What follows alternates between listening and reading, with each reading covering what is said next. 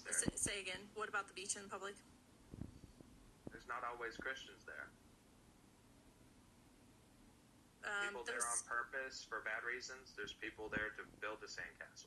There's Christians. Yeah, sure. There's non-Christians. Yeah, but what's your point with that? I am a little confused on why that matters. People that can not say to themselves, okay, I'm not going to go to the beach because that will hinder my relationship with Christ. Because if they didn't have one, they didn't have one. What's stopping them from in their sinful desires without Christ? Right. Yeah, sure. Okay, so you're saying that, like, if I'm wearing a bikini, I go to the beach, I am in front of unbelievers who are unable to have self-control in lusting. Is that what you're trying to say? Well, not in that situation. I just said that that's what's in public. We'll never know fully whether everybody there is a Christian or not. Right. You know, it's a mixture. Yeah, I mean, yeah, I agree with that, but I still don't really understand exactly why that's relevant, because a person's a sinner whether or not they're a believer, right? And so me showing up in a bikini doesn't change that, and me showing up not in a bikini doesn't get that person saved either. So that doesn't really make sense to me why that's at the forefront of your mind, I guess. We know that women that have a relationship with Christ and still can wear a bikini, right, do have that relationship with Christ, that's what Christ sees. That heart posture, you know? Yeah. Not with what you have on, but your heart posture. Yeah, we know it's in Scripture. It's in Scripture, literally. God does not see what man sees. Man looks upon appearance, but God looks upon the heart. Right, that's exactly. Scripture. And I can figure out which one, but... Yeah. No, I know what you're talking to. Yeah. If we know God looks at our heart, we know that, okay, well, he doesn't look at my bikini. As long as I'm modest and I'm with Christ, I can wear a bikini, and that justifies a bikini, right? Right. Then the verse is about not causing another to stumble, or, you know, when you have a plank removed out of your own eye to get the specks out of your brothers and sisters. Yeah, I think it'd be interesting for a second to talk about the not stumbling thing. I guess referring to Matthew chapter 18, verse 6 specifically. Matthew 18:6, let me pull it up. There's been many arguments on that verse, but it's very clear. It's very clear. There's the passage about meat sacrificed to idols and talking about stumbling as well, right? You know that passage. I'm assuming you're familiar with it. A passage about sacrificing, you said people? No, about eating meat that was intended to be sacrificed to idols. Oh.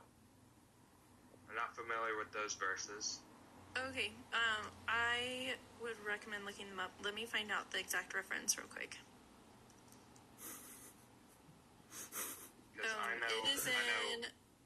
It's in 1 Corinthians 8. That's actually such a good point. And it looks like it's mentioned in 10 as well. So, like, as a Christian, you would not want to sacrifice to idols. But Paul writes, and he's talking about this, and he's like, hey, I know that this is just meat. And I know that those idols are just dead. They're not even alive. I don't have a problem eating this meat because this is stupid. Those idols are not even real anyway, so I'm fine with eating them.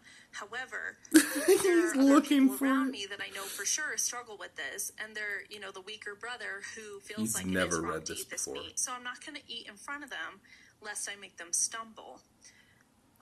So his whole point was like, if I know for a fact that the person next to me is struggling with this specific sin, I'm not going to do this, right? And a lot of Christians have taken that and gone really far and been like, okay, well, I never know for sure if somebody's struggling with this sin, so I should never do it.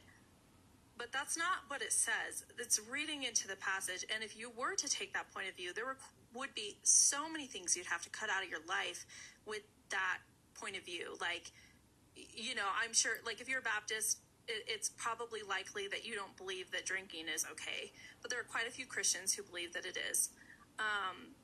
But, if you, but the whole point is, like, if you believe drinking is okay, right?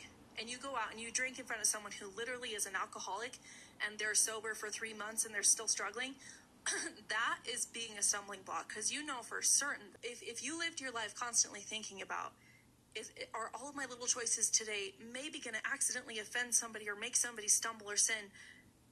You're not focused on God. We're totally focused on ourselves and what we're doing, and that is not the point of the gospel or of the Bible. Well, with modesty, knowing what will honor and glorify Christ, you know, what will give God the glory in what we He's so say or done. do. He doesn't know what to say. You know, with our appearance. So, in terms of modesty, when we know this will not honor and glorify Christ, that can go into knowing that it can I be don't in think some he way even harmful understands for what others. he's saying. He looks so confused. I'll think about that, but initially I don't agree with that. I understand what you're saying. It makes sense, on the surface, but you do have to read those scriptures in context. And in the context, they're very clear that it's like, that your brother or sister is struggling with this thing, then don't do this thing in front of them. But it doesn't say you can never do this thing. It says if your conviction is that you can absolutely do this thing. Just don't purposefully flaunt it in front of somebody who you know for sure has a problem with it. I'm not going to go out and wear a bikini, for instance, since this is the topic, in front of somebody who I know is struggling with corn or something like that, right? Like, if I know for sure this person is struggling with that, I'm not going to go out and do that in front of them. However, if I'm on, like, an anniversary trip with my husband or something, and we're on the beach, and I want to feel attractive to him, absolutely no problem wearing that. You said in private or public? Anyway, I could go on for a long time. I do have to get going, though. It's at, like, almost 10 here, but... Yeah, well, and I realize that it's late. We've talked for a long time. Yeah, but I appreciate the conversation. It's been good. She cooked him so hard, Thank and you he for coming doesn't... out. I don't even think Yeah, she realizes thanks how for the hard interesting she cooked him. Yep, have a good night. You as well. If men struggle with lust, right? If we're in public, you've walked past a murderer before. If you went in a public sidewalk, you've probably walked past a murderer. You'll never know if he's a murderer, like never convicted or never like found or never had it identified. Just did it, and you'll never know. So we don't know these people are murderers, yet they know they're murderers. We walk past them.